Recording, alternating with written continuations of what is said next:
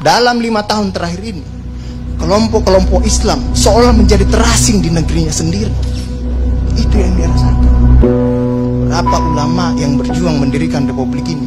Indonesia 80% penduduknya umat Islam. Tidak pernah meminta 80% hasil sumber daya alam yang dikuasai negara untuk umat Islam. Gak ada yang dia minta. Ada gak dia minta? 80% umat Islam penduduk Indonesia tidak pernah meminta 80% APBN untuk umat Islam. Gak ada yang dia minta. Sederhana permintaan umat Islam. Dia mau berdialog sama Tuhannya. Dia mengingatkan umatnya akan kebaikan, yang tidak hanya mengajarkan doa makan dan doa minum, tapi juga cara memilih pemimpin. Itu kira-kira. Inilah ketegangan-ketegangan. Ketika agamanya dinistakan, kok susah sekali ini membawa ke proses hukum. Muncullah demo berjilid-jilid, yang kemudian berujung ulamanya tidak bisa pulang. Belum lagi penghujung, kemudian ada agama yang diperhadapkan sebagai musuh besar Pancasila. Nah, ini menarik menurut saya.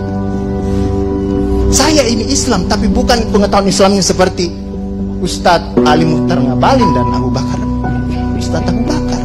Tapi dengan segala awam saya terhadap Islam, ketika saya ditanya Pancasila itu di mana dalam kehidupan saya, maka saya akan mengatakan bahwa ketika saya lahir, orang tua saya itu membisikkan Pancasila di telinga saya. Cuma bahasanya bukan seperti yang tertulis dalam Undang-Undang Dasar itu.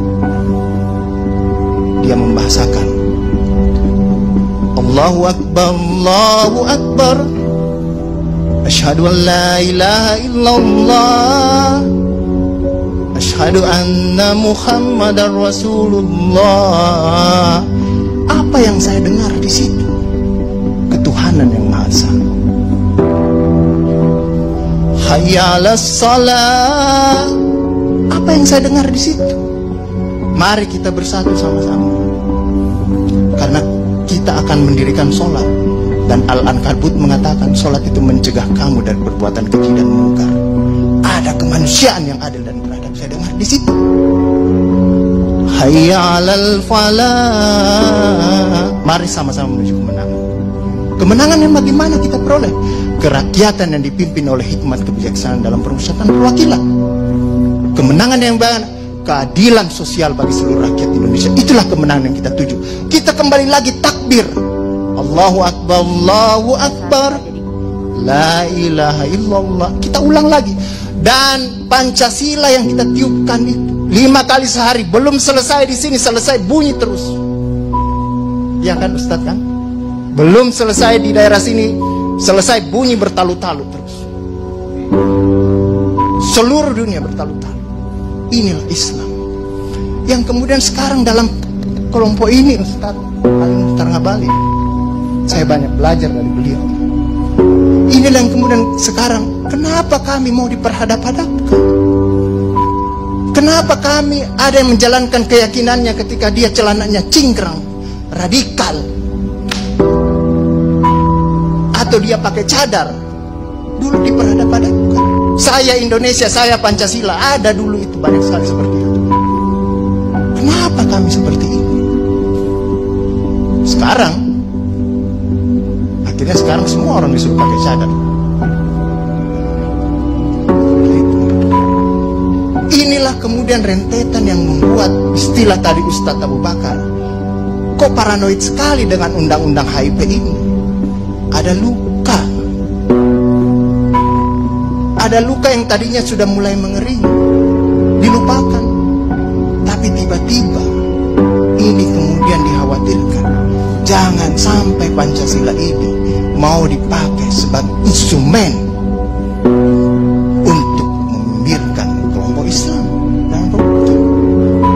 Apalagi kalau kita baca RUHP itu, megang kekuasaan pembinaan ideologi Pancasila ada sama presiden. Saya juga baca-baca sekilas tadi. Kok di situ ditulis pendidikan nasional menurut undang-undang ini itu berubah. Tujuan pendidikan nasional oleh Undang-Undang Dasar mengatakan bahwa beriman, bertakwa, berakhlak mulia. Di sini diciptakan pendidikan nasional itu bertujuan untuk menjadi tenaga ahli dan terampil. Ini kan mudah. mau dikasih jadi tukang ini bagi kapitalis kalau seperti itu berpikirnya.